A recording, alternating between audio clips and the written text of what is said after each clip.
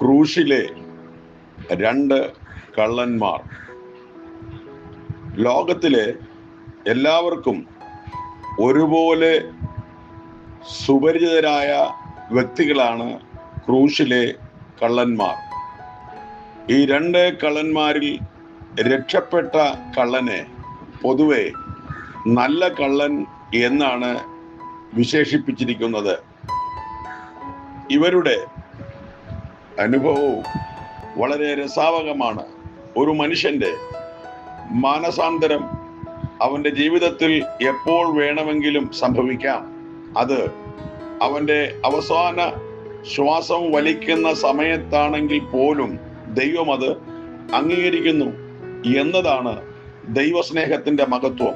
എത്ര കൊടും പാപിയായിരുന്നാലും പോലും രക്ഷപ്പെടുവാൻ യേശുക്രിസ്തുവിലുള്ള വിശ്വാസം മാത്രം മതിയെന്ന് ഈ സംഭവം നമ്മെ ചൂണ്ടിക്കാണിക്കുന്നു.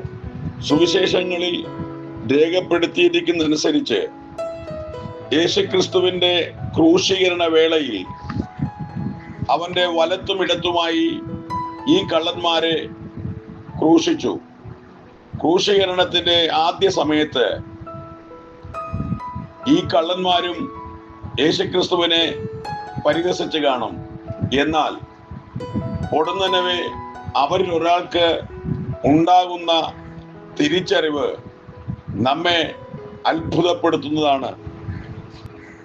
യേശു കുറ്റവാളി അല്ലാതിരുന്നിട്ടും കുറ്റവാളികളായ കള്ളന്മാരോടൊപ്പം യേശുവിനെ ക്രൂശിച്ചു. മാനസാന്തരപ്പെടാത്ത കള്ളൻ പറയുന്നു, നീ ക്രിസ്തു അല്ലയോ? നിന്നെ തന്നെയും ഞങ്ങളെയും രക്ഷിക്ക എന്ന് പറഞ്ഞ് അവനെ ദൂഷിച്ചു. എന്നാൽ യേശു ആരെന്ന് മനസ്സിലാക്കിയ കള്ളൻ യേശു രക്ഷിതാവും കർത്താവുമാണ്.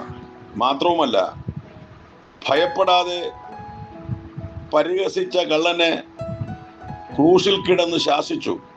അവൻ പറയുന്നു, തുല്യശിക്ഷയ്ക്ക് വിധേയനായിട്ടും നീ ദൈവത്തെ ഭയപ്പെടുന്നില്ലയോ? നമ്മൾ ചെയ്ത കുറ്റത്തിനാണ് ശിക്ഷിക്കപ്പെട്ടിരിക്കുന്നത്. നമ്മുടെ ശിക്ഷ ന്യായമായിട്ടുള്ളതാണ്. നാം പ്രവർത്തിച്ചതിന് യോഗ്യമായിട്ടാണ് നമുക്ക് ശിക്ഷ കിട്ടിയിരിക്കുന്നത്. ഇവിടെ യേശു കുറ്റക്കാരനെന്ന മതവും കോടതിയും ജനങ്ങളും ഒരുമിച്ച് പറഞ്ഞപ്പോൾ ഈ നല്ല കള്ളൻ അത് വിശ്വസിച്ചില്ല. അവൻ തിരിച്ചറിഞ്ഞു യേശുക്രിസ്തു വാസ്തവമായും ദൈവപുത്രനാണ് എന്നുള്ള വസ്തുത. മരണാനന്തര ജീവിതത്തെക്കുറിച്ച് തിരിച്ചറിഞ്ഞ താൻ പറയുന്നു, നാഥ, അങ്ങ് രാജത്വം പ്രാപിച്ചു വരുമ്പോൾ അടിയനെയും കൂടി ഓർക്കണമേ എന്ന്. യേശു തമ്പുരാൻ തൻ്റെ മാനസാന്തരം അംഗീകരിക്കുകയും ക്രൂശിൽ കിടന്ന് വേദനിച്ച് പുളയുമ്പോഴും തന്നെ ഹൃദയത്തിൽ അംഗീകരിച്ച അവനോട് പറയുന്നു, ഇന്ന് നീ എന്നോട് കൂടെ പറുദീസയിൽ ഇരിക്കും എന്ന്. പ്രിയരെ, അങ്ങനെ ക്രൂശിൽ കിടന്ന നല്ല കള്ളന് ദൈവത്തിന്റെ കൃപ ലഭിച്ചു. അവൻ യേശുവിലും അവന്റെ രാജ്യത്വത്തിലും ദൈവരാജ്യത്തിലുമുള്ള വിശ്വാസം പരസ്യമായി ഏറ്റുപറഞ്ഞു. യേശു അവന് ദൈവരാജ്യം വാഗ്ദാനം ചെയ്തു. യേശു വീണ്ടും തൻ്റെ രാജ്യം സ്ഥാപിക്കുവാൻ മടങ്ങി വരും. അത് നിശ്ചയമായും. അതിനായി നമുക്ക്